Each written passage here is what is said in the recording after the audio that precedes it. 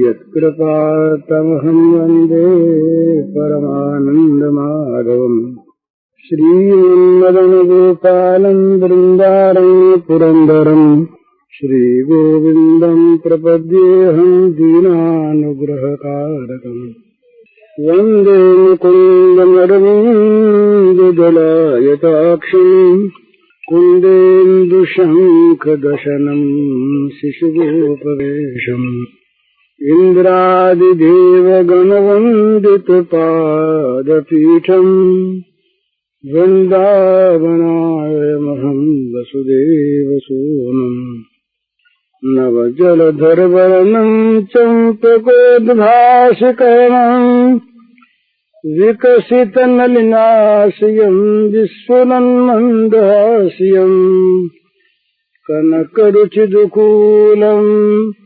चारुबर्हावचूलम् कमपि निखिलसारम् नौमि गोपीकुमारम् वंशीविभूषितकरान्नवनीरदाभात् पीताम्बरादनुनबिम्बफलाधरोष्ठात् पूर्णेन्दुसुन्दरमुखादरविन्दनेत्रात् कृष्णात् परं किमपि तत्त्वमहं न जाने ध्यानाभ्यासवशीकृतेन मनसा तन्निर्गुणं निष्क्रियम् ज्योति किञ्चन योगिनो यदि परम् पश्यन्ति पश्यन्तु ते अस्माकं तु तदेव लोचन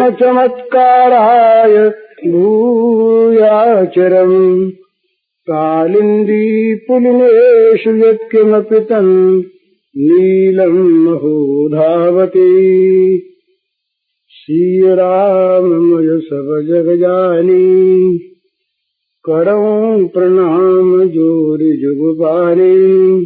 कल अपने ये बात हुई थी कि मन जिस प्रकार की भावना में रहता है, मन में जो चीजें रहती है, उसी प्रकार से उसी भाव से वो मनुष्य जगत को देखता है।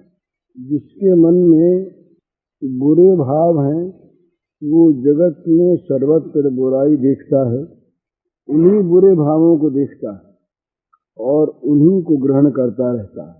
जिसके मन में ये षड्विकार भरे रहते हैं, 6 विकार काम क्रोध लोभ मोह मद मत्सर, उसको भगवान में भी ये दिखते हैं। उसकी आंख वैसी बन जाती है, मन की आंख, तो जैसा जिसके मन का भाव ऐसा स्वरूप, और जैसा अपना स्वरूप उसी प्रकार की जगत में उसकी अनुभूति।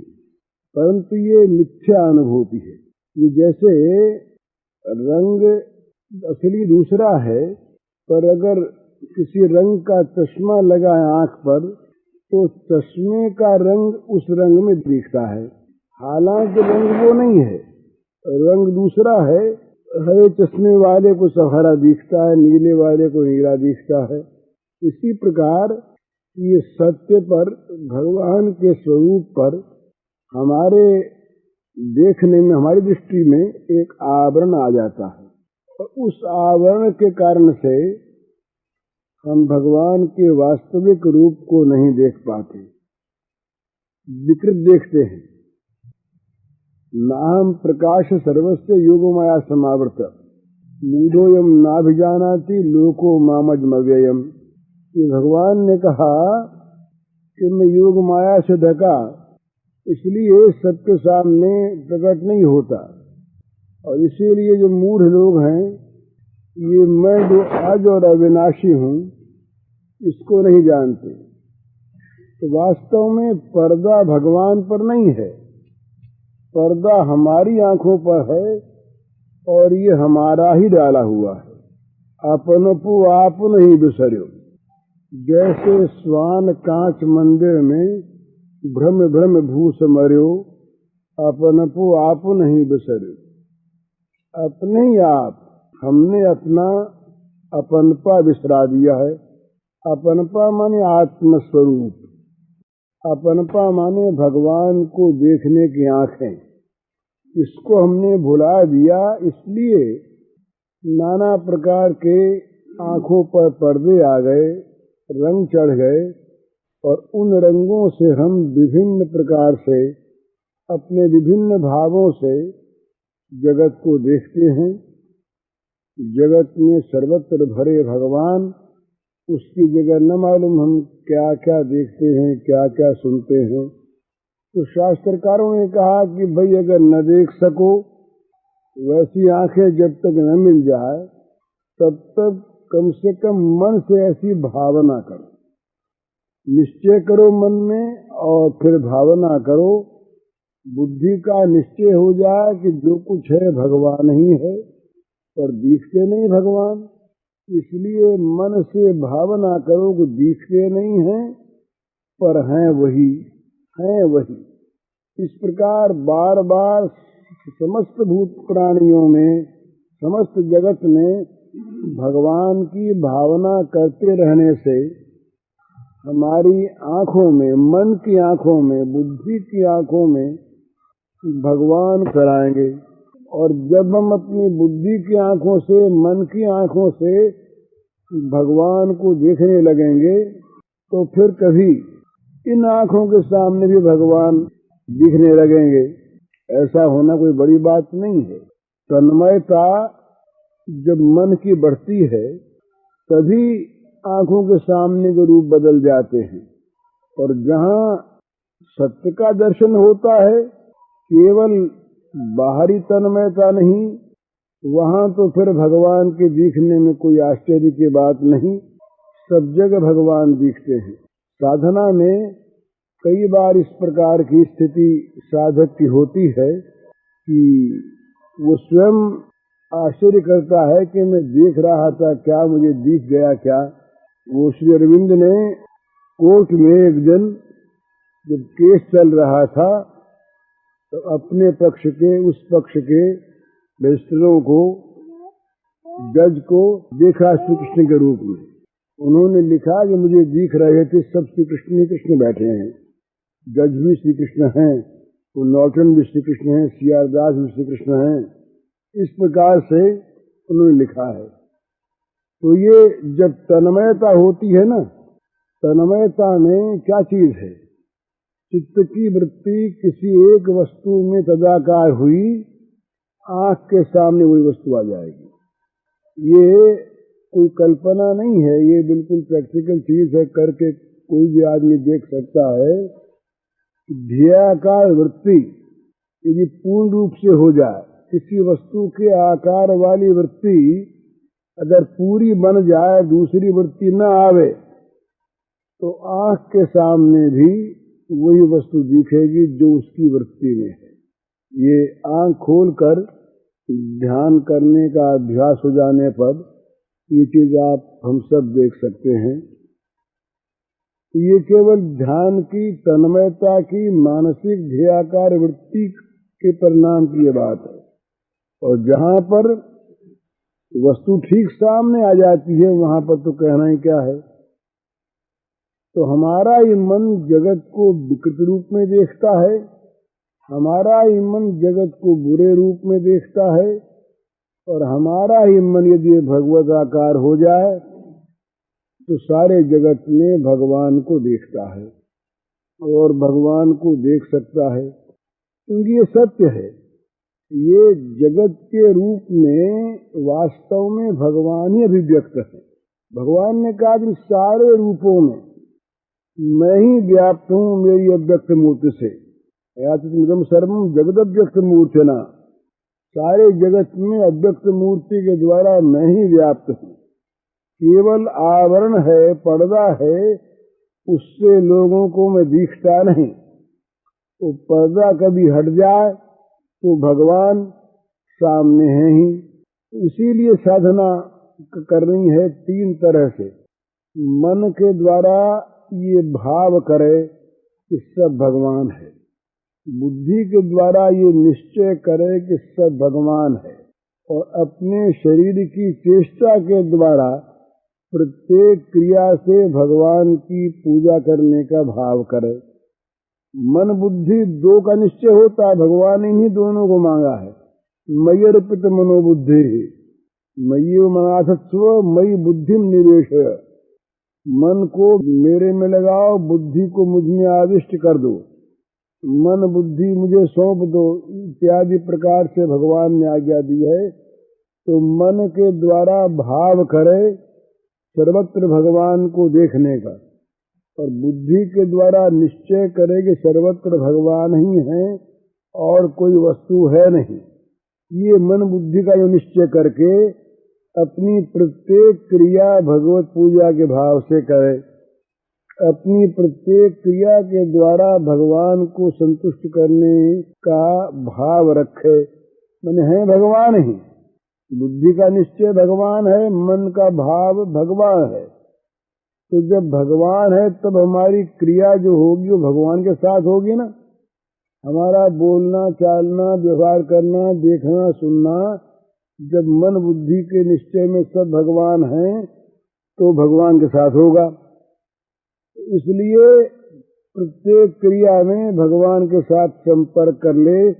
मेरी ये क्रिया भगवान की संतुष्टि के लिए, मेरा बोलना चालना हिलना खाना पीना सोना बात करना किसी से मिलना जुलना किसी के साथ कोई व्यवहार करना। अब वो व्यवहार में जब तक व्यावहारिक ज्ञान है तब तक व्यवहार होगा व्यवहार के अनुसार, उसमें आपत्ति नहीं है। किंतु भाव में और निश्चय में वो भगवान है और भगवान की हम पूजा कर रहे हैं। ये क्रिया भगवान के तृप्त्यर्थ कर रहे हैं, प्रीत्यर्थ कर रहे हैं, संतुष्टि के लिए कर रहे हैं, अपने लिए नहीं। खाना पीना सोना बैठना बातचीत करना व्यापार करना और सारे काम करना, जो काम जिसके जिम्मे हो बस वही उसका वास्तविक स्वकर्म। तो स्वकर्मणा तम अभ्यर्च, अपने अपने कर्म के द्वारा मनुष्य भगवान की पूजा करे। जिसका जो कर्म उस कर्म के द्वारा जिससे व्यवहार हो उसमें ये निश्चय करे कि इस रूप में भगवान है, और मन से भाव करे कि ये भगवान ही मानो दीख है, और क्रिया करते समय याद रखते हुए कि ये भगवान है। क्रिया जो कुछ हो ये तो स्वांग के अनुसार, लेकिन भाव ये कि ये भगवान के साथ मेरी ये क्रिया हो रही है, ये साधन है। इसको श्रीमद् भागवत में मृत्युंजय योग कहा है। एकादश में इस साधना का नाम दिया भगवान ने मृत्युंजय योग। उद्धव को भगवान ने उपदेश देते सुना। मृत्युंजय योग माने मृत्यु पर विजय प्राप्त करा देने वाला योग, मृत्यु पर विजय प्राप्त करा देने वाला योग। इस योग से में योग क्या है माने मन में भगवान के साथ संपर्क हो गया, इसमें देर नहीं लगती है। ये निश्चय अगर हो जाए तो क्षण भर का काम है। सगाई हो गई और लड़के ने सुन लिया सगाई हो गई, कितने सुनने में लगी, सुन लिया बस हो गई, बदल गया ना मन, तुरंत बदल गया। देर का काम नहीं है। वो लड़की ने मान लिया मैं अमुक की हो गई, सगाई हो गई, उसमें देर नहीं लगी। मन बुद्धि इन दो में निश्चय होता है। बुद्धि निश्चय करती है और मन भावना करता। संकल्प विकल्पात्मक मन है और संकल्प की ही वस्तु का बार बार मनन करना, इसका नाम चित्त है। चिंतन करने वाला चित्त, संकल्प विकल्प करने वाला मन और निश्चय करने वाली बुद्धि। मन चित्त दोनों एक ही हैं। वास्तव में तो चारों ही कर्ण जो हैं वो एक ही अंतःकरण के चार वृत्तियों के रूप हैं।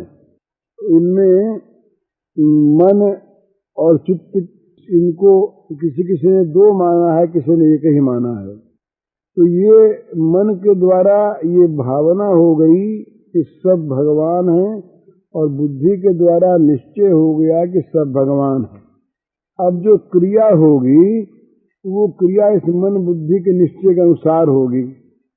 तो प्रत्येक क्रिया में ये भाव हो जाए कि ये क्रिया जो कुछ मैं बोल गया, कर गया, खा गया, कर रहा हूँ, ये सारा भगवान के साथ हो रहा है। तो इस प्रकार भगवान के साथ मन बुद्धि का संपर्कित हो जाना प्रत्येक कर्म को भगवान की पूजा बना देता है। इसी को भागवत में कहा है मृत्युंजय योग, मृत्यु पर विजय प्राप्त करा देने वाला योग। ये जो कुछ भी संसार की खुराफात आती है ना, ये पहले हमारे मन में आती है। जितनी इंद्रियां हैं ये सब चीजों को ग्रहण करती हैं मन की सहायता से और सौंप देती हैं ले जाकर के मन को। ये नियम है।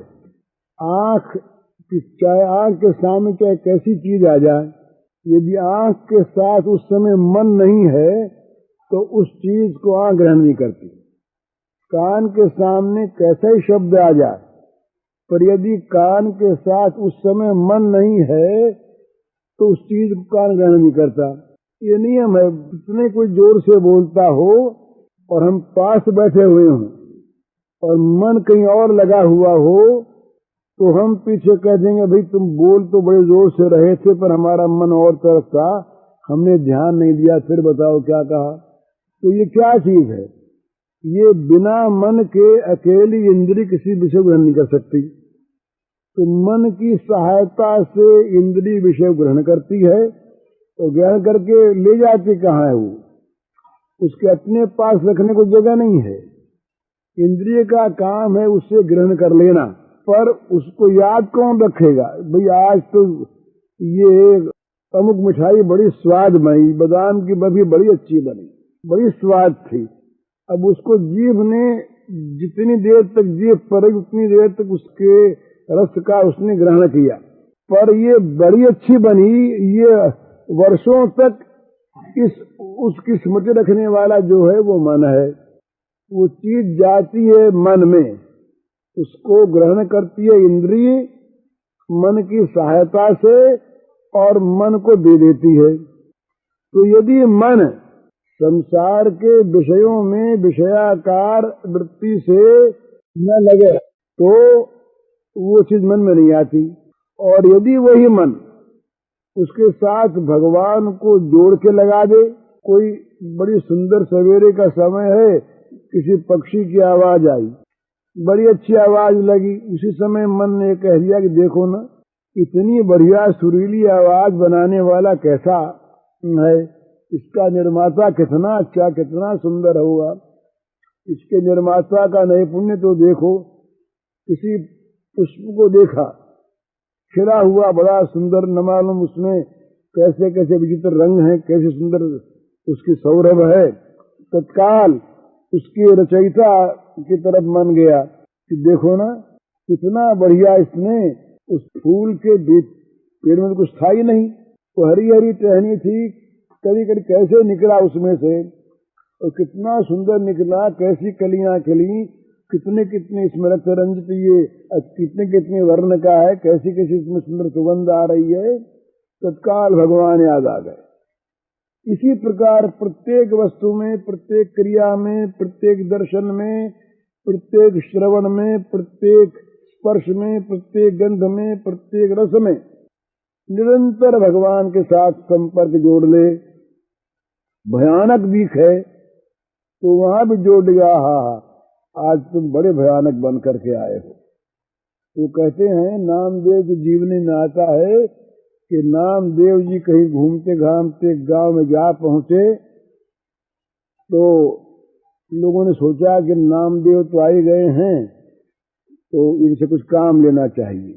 तो एक घर था जिसमें लोगों का ध्यान था कि इसमें भूत रहता है, वो ठहरता नहीं था उसमें।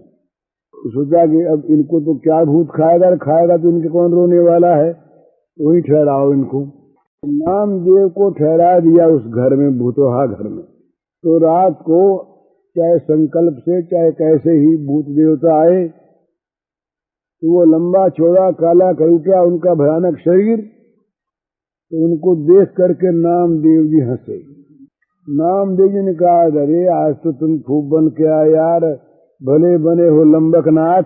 उस पर एक पद गाया, उसका प्रारंभ ये है, आगे मुझे याद नहीं, भले बने हो लंबकनाथ। बस जहाँ भगवत भावना हुई वो स्वरूप परिवर्तित हो गया, भगवान सामने प्रकट हो गए। भगवान तो है ना उसमें भी। ऐसा कौन प्राणी है, कौन स्थान है, कौन वस्तु है जिसमें भगवान न हो।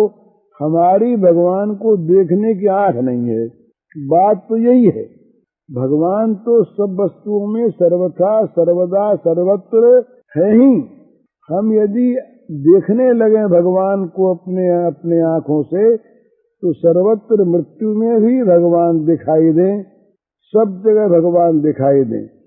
तो नामदेव ने उसमें भगवान को देखा, अग्नि में नामदेव ने भगवान को देखा। ये सांपों के अंदर प्रहलाद ने भगवान को देखा। ये विष्णु पुराण में आता है, जब प्रहलाद को डाल दिया सांपों के बीच में, सांप डसले, बड़े बड़े विषधर सर्प थे, तो प्रहलाद के मन में आया कि इन सब में तो मेरे भगवान ही हैं। जो भगवान आत्म रूप से मेरे में है वही तो भगवान साक्षात इन सब सांपों के रूप में है। तो सांपों के बच्चे कहीं सांप से मरते हैं क्या? सांपों के बच्चों को सांप मुंह में भी रख लेते हैं, चाटते भी हैं, जीभ भी लगाते हैं, जहर उगल देते, सब कुछ करते हैं, क्या मरते हैं क्या? तो भगवान है ये सब। बस जहां ये भाव आया, अब सांप कौन काटे उनको, और काटे तो प्रहलाद कैसे मरे? आंख बदल गई। सर्वत्र भगवान, प्रहलाद ने बताया सर्वत्र भगवान, सब जीवों में भगवान। ऊपर से गिरने लगा प्रहलाद, ऊपर ले गया छत पर, बड़ा ऊंचा महल था, तो छत पर से कहा नीचे फेंक दो। प्रहलाद ने मन में सोचा कि नीचे और ऊपर तो वही है, नीचे भी वही है, ऊपर भी वही है, नीचे भी वो, हम तो उसी की गोद में जाएंगे।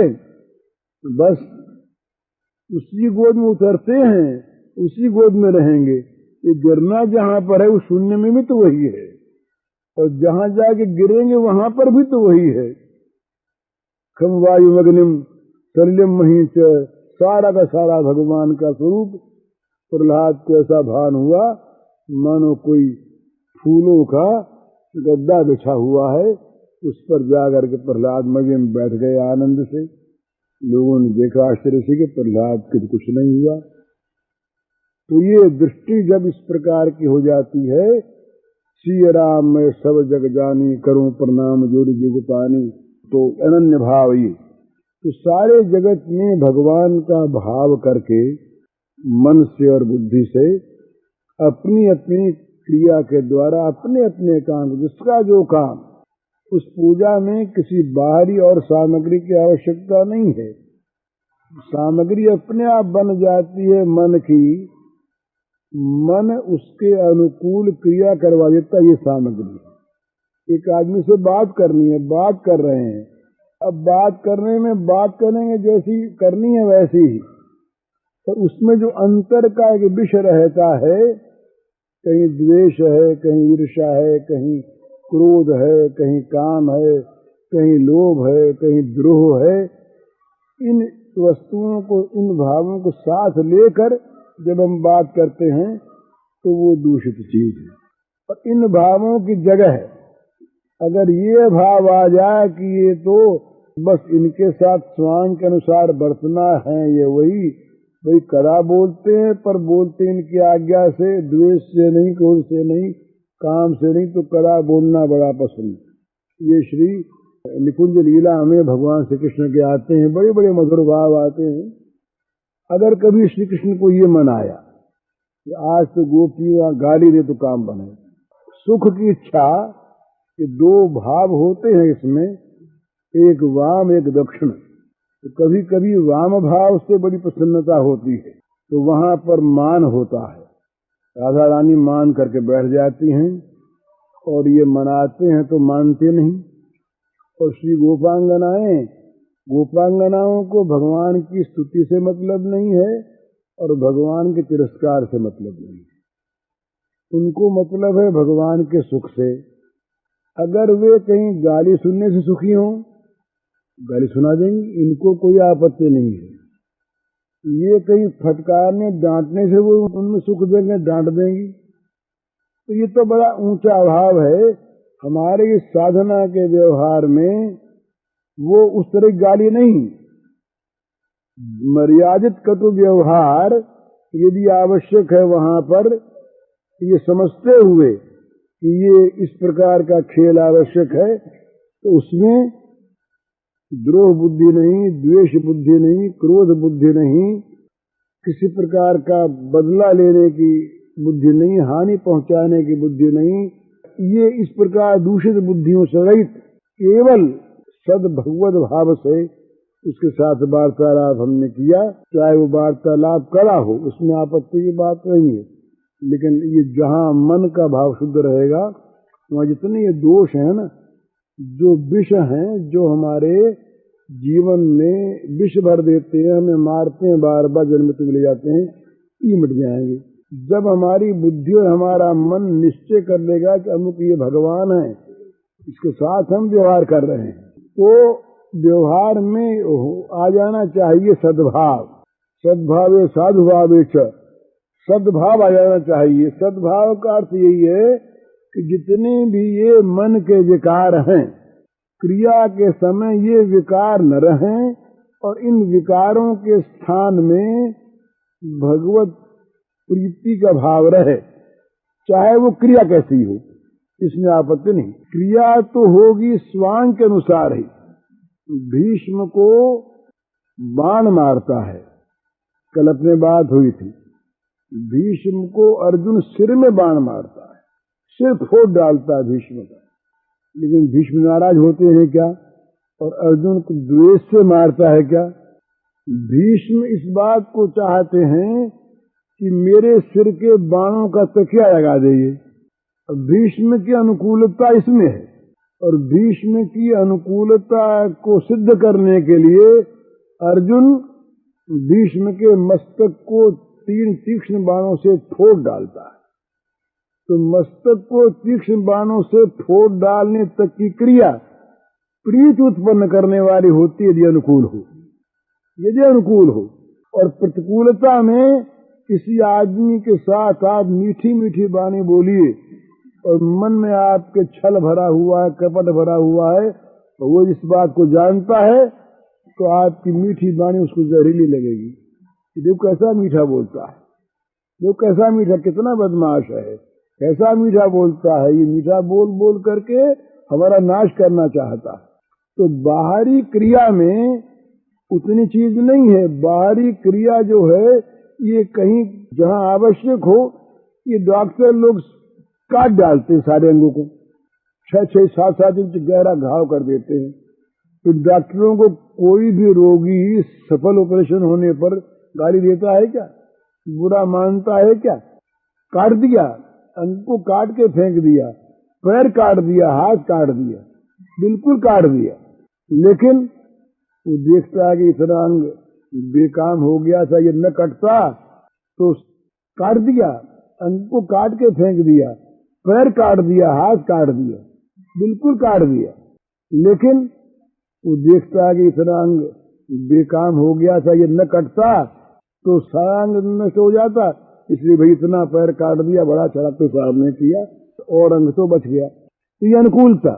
तो मेरा कहने का ये मतलब कि यदि भाव में हमारे दोष न हो और भगवत भाव हो, भगवत प्रीति का भाव हो, तो क्रिया कहीं पर करी भी हो, उस करी क्रिया में मन कड़ा नहीं होगा। उस करी क्रिया में मन में रहेगा सद्भाव, मन में रहेगा प्रीति का भाव, मन में रहेगा सुख पहुंचाने का, हित करने का भाव, और यदि भगवत भाव है तो मन में रहेगा भगवान की पूजा का भाव। तो इसलिए क्रिया में आपत्ति नहीं आएगी, पर भगवत भाव से क्रिया करने पर क्रिया का दोष निकल जाएगा। दोष क्या क्रिया में? उस क्रिया में दोष नहीं है, दोष है मन के भाव में, और बुरे भाव से की हुई जो क्रिया बुरी है वो बहुत बुरी क्रिया होती है। माँ मन में स्नेह भरकर और गुस्से में बिल्कुल ना आकर दूसरी ओर मुंह करके हंसे और बच्चे की तरफ लाल आंख करे, डांट दे बच्चे को, कहीं एक चपत भी लगा दे, और तो उस माँ की इस भाव में कहीं बुराई है क्या? है ही नहीं, हो सकती ही नहीं। वो तो स्नेह से भरी है। इसी प्रकार से ये जो कुछ भी हमारे द्वारा दोष बनते हैं, क्रियाओं के दोष, ये क्रियाओं के दोष बनते हैं तभी जब हमारे मन में दोष होता है। और मन में अगर सद्भाव है, सद्भाव से की हुई कोई क्रिया में अगर भूल भी हो जाती है तो माफ होती है, क्योंकि वो सद्भाव है। सद्भाव में प्राय तो असली चीज तो यह है कि जब मन में ये दोष नहीं रहेंगे तो उस क्रिया में दोष आएंगे नहीं, उसका फल बुरा नहीं होगा, हो सकता नहीं। और यदि कहीं कोई भूल हो जाती है तो उस भूल को भगवान क्षमा कर देते हैं, क्योंकि नियत में बुराई नहीं थी। नियत की बुराई बुराई होती है। तो तीन बात हुई, बुद्धि के द्वारा सब भगवान है ये निश्चय करें, और मन के द्वारा भगवान देखने का भाव करें, और अपनी प्रत्येक क्रिया भगवान की पूजा है इस भाव से क्रिया को संपन्न करें। तो क्या होगा? सारा जीवन पूजामय बन जाएगा, दिन भर के सारे काम पूजा बन जाएंगे, और भगवान की प्रसन्नता पद पद पर और पल पल में प्राप्त होगी। और अपने आप बिना चेष्टा के और मन के सारे दोष निकल जाए। भगवान के लिए जब हम कर्म करेंगे कोई, तो स्वाभाविक भगवान के अनुकूल करने की चेष्टा करेंगे। यह ही जिसके लिए हम कर्म करते हैं, उसके अगर अनुकूल नहीं होंगे तो कर्म बहुत दिन तक नहीं चलेंगे हमारे। वो नाराज हो के कर्म को स्वीकार नहीं करेगा, या हम ही करना छोड़ देंगे। हमारे घर में 5 दिन के लिए भी अगर कोई अतिथि आता है, 1 दिन के लिए भी आता है, और हम अगर समझदार आदमी हैं तो अतिथि की अनुकूलता देखते हैं, भाई किस बात में इसको अनुकूलता है, उसकी अनुकूलता के अनुसार बरतना ही उसकी प्रीति का कारण होता है। तो जब हम भगवान के लिए काम करेंगे, भगवत प्रीत्यर्थ करेंगे, तो हमारा प्रत्येक काम उनके अनुकूल होगा, और उनके अनुकूल होने का अर्थ है काम करने में जो ये दोष होते षड्विकार, ये निकल जाएंगे। काम, क्रोध, लोभ, मोह, मद, मत्सर, ये 6 विकार, इन्हीं के और बहुत से रूप हैं। इन्हीं के भाई बंद बहुत से आ जाते हैं। जब ये आते हैं तो सारा इनका कुनबा इकट्ठा हो जाता है, एक के बाद एक, एक के बाद एक। इनका बड़ा वर्णन है श्रीमद् भागवत में, इनके परिवार का बड़ा परिवार इनका है। तो सारा परिवार फिरे, तो जहाँ आदमी अपना सिक्का जमाता वहाँ अपने परिवार को बुलाता ही है, स्वाभाविक बात है। और इनका परिवार जहाँ छा गया वहाँ दैवी संपत्ति बेचारी छिप जाती, भाग जाती है, डर के मारे नहीं रहती वहाँ पर। तो इसलिए ये बुराई का परिवार वहाँ बिल्कुल नहीं आवेगा, हट जाएगा वहाँ से। आप करके देखिए, भगवत भाव से एक दिन क्रिया करके देखिए, आपके मन में दोष नहीं आएंगे। याद रखना पड़ेगा पहले पहले, एक दिन भी अगर भगवत भाव करके आप सारी क्रिया कीजिए, ख्याल रखिए ये दोष नहीं आएंगे। ये दोष तो तभी आते हैं जब हम इनको रहने देते हैं। ये अर्जुन ने सोचा कि भाई भगवान ने कह दिया कि कामना से ही सारे पाप होते हैं, और कामना रहती है मन में, इंद्रियों, तो अब क्या करें? तो भगवान ने देखा कहीं डर न जाए अर्जुन, तो भगवान ने कहा, अरे तुम इन इंद्रियों गुलाम थोड़े ही हो। इंद्रियाणि पराणि आहु इंद्रियेभ्यः परं मनः मनसस्तु परा बुद्धि यो बुद्धे परतस्तु सः एवं बुद्धे परं बुद्ध्वा संस्तभ्यात्मानमात्मना जय शत्रुं महाबाहो कामरूपं दुरासदम्। कहा, इस स्थूल शरीर से, कर्मेंद्रियों से ज्ञानेंद्रियां श्रेष्ठ हैं, उत्तम हैं, बलवान हैं। इनसे मन श्रेष्ठ बलवान है, मन से बुद्धि, और बुद्धि से परे बुद्धि का मालिक वो आत्मा, और वो आत्मा तुम हो। इसलिए इस प्रकार अपने आप को बलवान समझ करें, और तुम इस काम रूपी बैरी को मार डालो। तुम महाबाहु हो, बड़े बलवान हो। तो काम रूपी बैरी को मार डालना आत्मा के हाथ में है, आत्मा का बल काम के बल से कहीं कहीं बहुत बड़ा है, पर इस आत्मा ने यदि अपने को निर्बल मान करके परास्त हो गया ये बुराइयों से। महाभारत में परसों में प्रूफ देख रहा था, शांति पर में एक जगह आया कि भाई इन बुराइयों से कहीं हार न मानो। हार मानी कि ये बुराइयां सवार हो गई, फिर समझ लेंगे ये बुराइयां कि बस अब तो ये हमारे काबू में आ गया, और इनसे परास्त न वो लड़ता रहे, और लड़ेगा तो विजयी होगा। क्योंकि आत्मा का जो बल है वो ये चोरों में कितना बल होता है। अपनी आप बात में कहा करते हैं कि चोरों के पैर नहीं होते, हिम्मत बड़ी करते हैं चोर पर पैर नहीं होते, जहां हल्ला सुना कि भागे। इसी प्रकार इन दोषों में, काम क्रोध आदि में, लोभ मोह आदि में, इनमें बल नहीं है। ये तो बस वहीं तक बल है जहां तक इनके बल से आदमी अपने को परास्त मान करके, हारा हुआ मानकर इनके वश में रहता है। और यदि आत्मा की ओर देखे और भगवान के बल को अपने साथ रखे और अपनी क्रिया भगवान के अर्पण करने का भाव रखे, तो बस फिर भगवान के भोग को कोई छीन नहीं सकता। कि जब तक हम अपने लिए भोग रखते हैं तब तक कोई छीन नहीं, और जब भोग भगवान का हो गया तो भगवान की चीज हो गई। रक्षा भगवान का, भगवान के भोग को कोई छीन नहीं सकता। वो तुलसीदास जी महाराज एक दिन बैठे थे तो जरा सी कहीं कोई एक तरंग सी आ गई, कोई मन में कोई पूर्व की स्मृति जरा सी, तो ये बोले भगवान से, बोले महाराज अब देख लो हमारे हाथ की बात नहीं है, ये हृदय भवन प्रभु तोरा और यहाँ आए बसे बहु चोरा। महाराज मेरे हाथ की बात नहीं, ये तो आपका घर है, आपके घर में चोरा बस, अब लुटेंगे आप, घर लुटेगा आपका, समझे, अब सावधान हो जाना आप। तो इसमें भाव क्या है? भाव यह है कि भगवान स्वयं रक्षा करते हैं अपनी चीज। हम उनके, हमारी प्रत्येक क्रिया अगर हम भगवान को सौंप दें, हमारी क्रिया की पवित्रता की रक्षा भगवान करेंगे।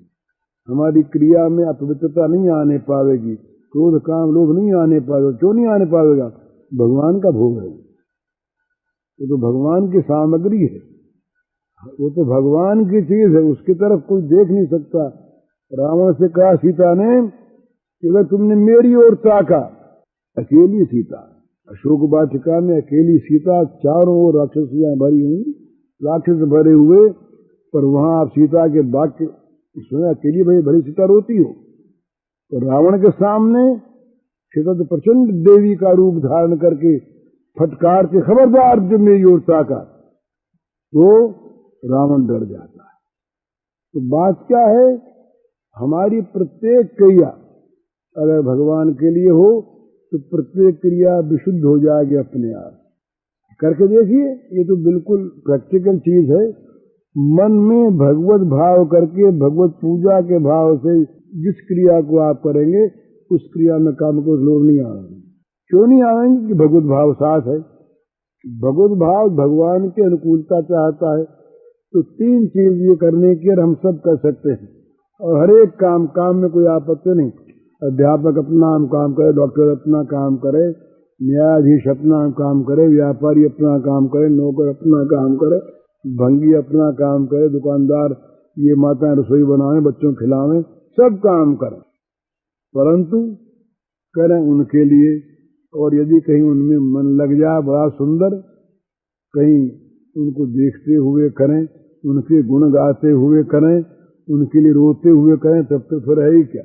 ये मथुरा की देवियों ने ब्रज देवियों की महिमा गाते हुए कहा, बदले क्या उनके महिमा है। या दोहने वहनने मथनोपलेप प्रिंखिंखनावृतो क्षणमाजनादौ गायन्ति चैन मनुरक्त धियो श्रुकंठ्यो धन्या भजस्त्रियोरुक्रम चित्तयानाः। धन्य है उनको, धन्य है। सारा काम करते हुए दोहन करती हैं तो, बच्चों खिलाती हैं तो, धान कूटती हैं तो, घर लीपती हैं तो, चौका लगाती हैं तो, लोरी देती हैं तो, रसोई बनाती हैं तो, गाय दूहती हैं तो, सब काम।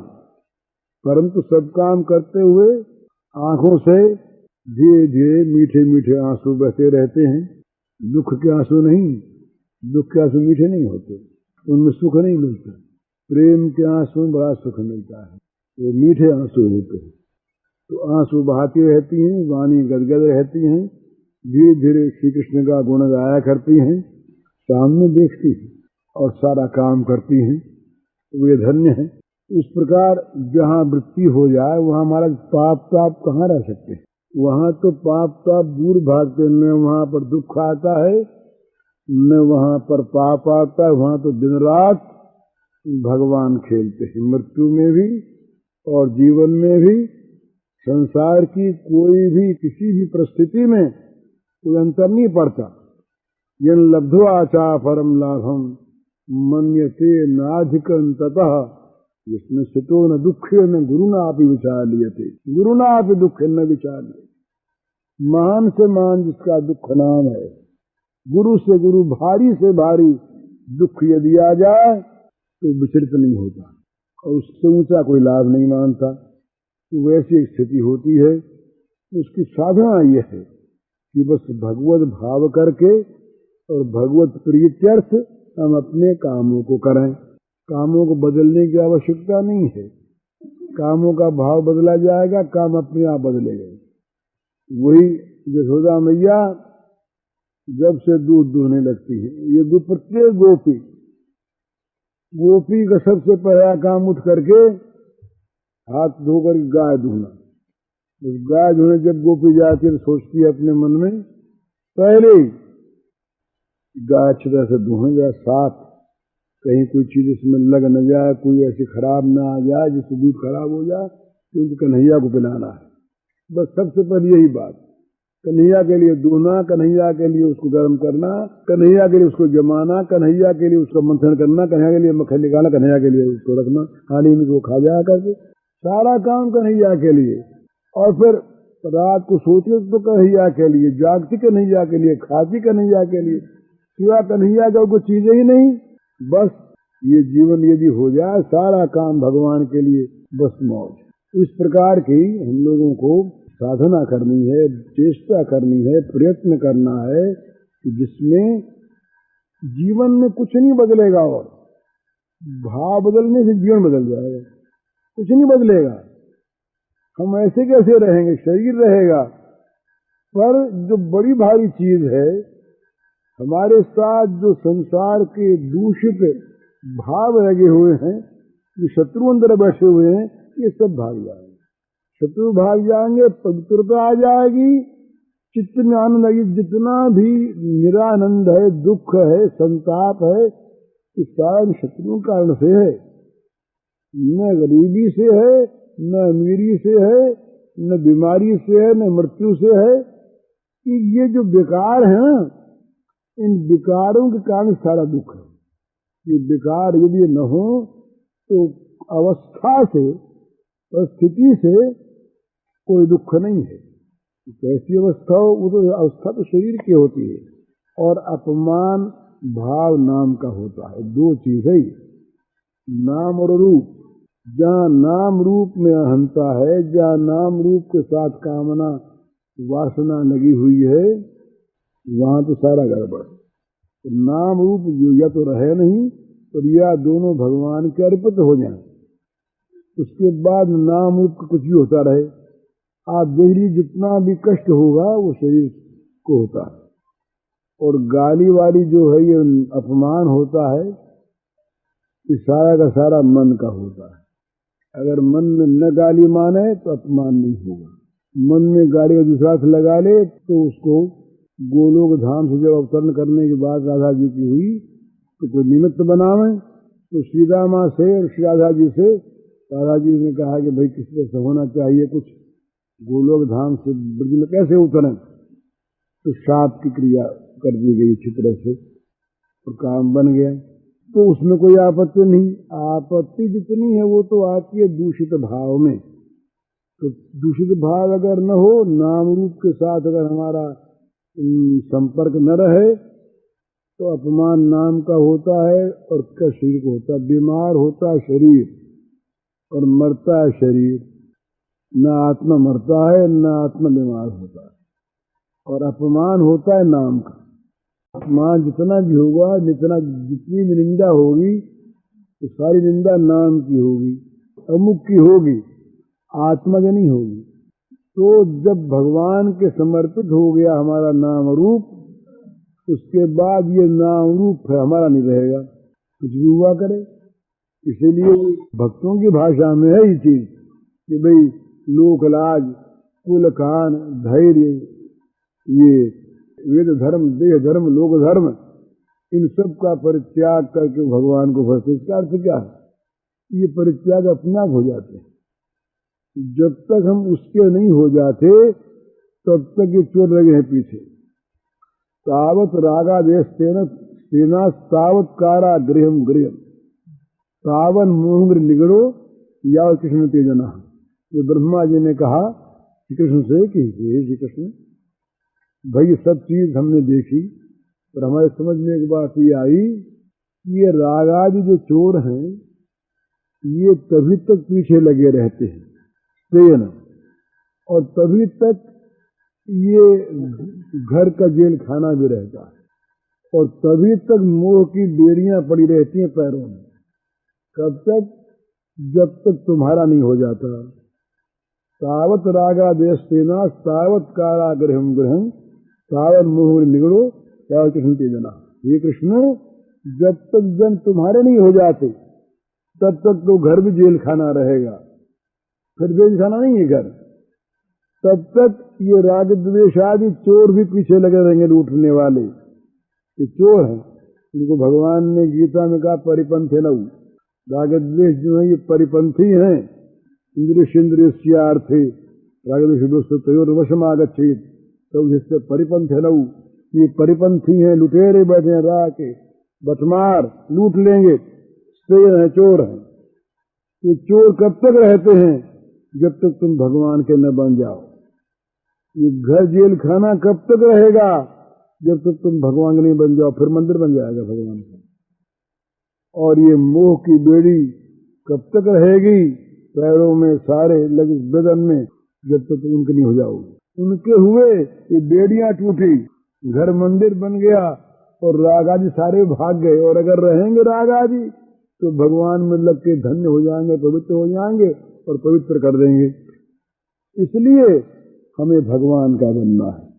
भगवान का बनने का अर्थ यह है कि भगवान को सर्वत्र देख करके भगवान की पूजा के लिए अपने प्रत्येक काम को करना है। घर बैठे जो अभी करते सो करिए, तुम्हें जो दोष अपने आप निकल जाएगा। भगवत भाव आया कि दोष भागा, प्रकाश आया अंधकार भागा।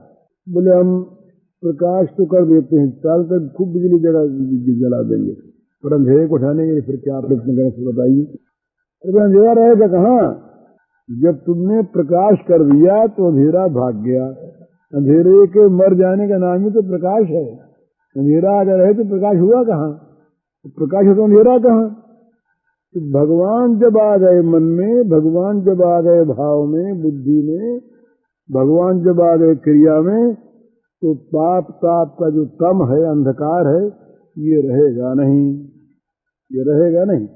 तो किसी प्रकार से चाहे भगवान के सौंदर्य माधुर्य को देख करके उसमें मन अर्पण कर दो, चाहे भगवान के ऐश्वर्य को देख के कर दो, किसी भावना से अपना मन और अपनी बुद्धि ये हम भगवान को सौंप दें और हमारी क्रिया भगवत प्रीत्यर्थ होने लगे, तो हमारा जीवन साधनामय हो जाएगा और वो जीवन फिर अंत का जीवन होगा। बहुनाम जन्मनाम अंते ज्ञानवान माम प्रपद्यते वसुदेव सर्वमिति समहात्मा सुदुर्लभः। भगवान कहते हैं कि बहुत जन्मों के अंत में, ये अंत का जन्म है, जिस जन्म में वो ज्ञानी भक्त मुझे इस प्रकार से भजता है, इस प्रकार से कि सारा जगत वासुदेव में, सब वासुदेव से इस प्रकार से भजने वाला तो सुदुर्लभ महात्मा भक्त होता है। उस जन्म का अंत होता है, फिर जन्म होगा नहीं। सारा मामला ठीक हो गया, या तो हम फिर भगवत धाम में उनके पार्षद होकर के आनंद करेंगे, और यदि मिल जाने की इच्छा पहले से है तो सहज मुक्ति हो जाएगी। दोनों तरह से काम बन जाए, और ये काम करने का भी अवसर सबको प्राप्त हो। ये सबके लिए है भला, छोटा बड़ा जातवाद किसमें बात नहीं, छोटी जात बड़ी जात, ब्राह्मण शूद्र, विद्वान अविद्वान, पुरुष स्त्री, कोई भी, पुरुष नपुंसक नारी नर जीव चराचर कोई, सर्व भाव कवृत्ति मोहि परम प्रिय सोय। बस इसलिए सबका अधिकार, सबके हाथ में भी समय है, सब कर सकते हैं, सब समझते हैं, बस करने की अपनी बात है। करने में कुछ करना नहीं, केवल भाव बदलना है, और भाव बदलने में देर लगते नहीं, बस भगवान के साथ ब्याह करना है। दे दे संबंध जोड़ लिया, बस ब्याह यही कि संबंध जोड़ लिया, संबंध जोड़ा जुड़ गया, देर लगती ही नहीं, तुम जोड़ते ही नहीं है, जोड़ते ही नहीं, जुड़ा हुआ ही है, नया नहीं जोड़ना है, पर जोड़ ले, मान लिया, बस हो गया संबंध, हुआ कि है, बस तो है ही।